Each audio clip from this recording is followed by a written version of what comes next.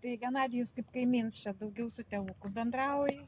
Jūs su tėvuku? Jo, su mano tėvuku. Atein pasikrauti telefonus, nes pas jį ten elektros nėra, nieko nėra. Na, jis čia toksai žmogus aptarnaujantis visus. Paded visiems. Jis toks labai geros širdies yra, nors, kiek aš žinau, tai jis nei invalidumo negauna, nei nieko, nes jis, mane sutvarkysi turbūt. Vargšas toks žmogelis, kartais ir valgyti neturko.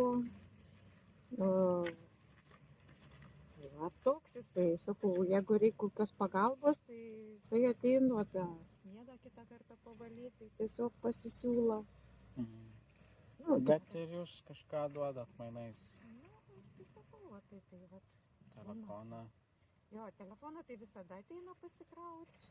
Kaip tai visada, taip dažnai? Tai kai išsikrauna, tai jis turi vieną kortelę, tai pasikeičia vieną telefoną, duoda kitą telefoną, tai va taip pat. Jau sakau, čia pastoviai pas tėvukus kraunas. Taip. Šiaip tai toks geros širdies, tai parduotuviai.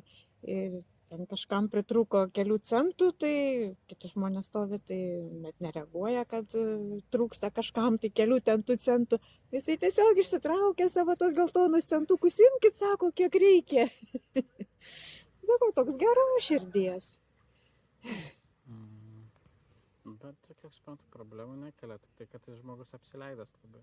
Jo, jisai tokį gyvenimo būdą pasirinkęs ir viskas. Biški tinginys, biški, taip galėtų kažkur tai kažkam tai padėti dirbti.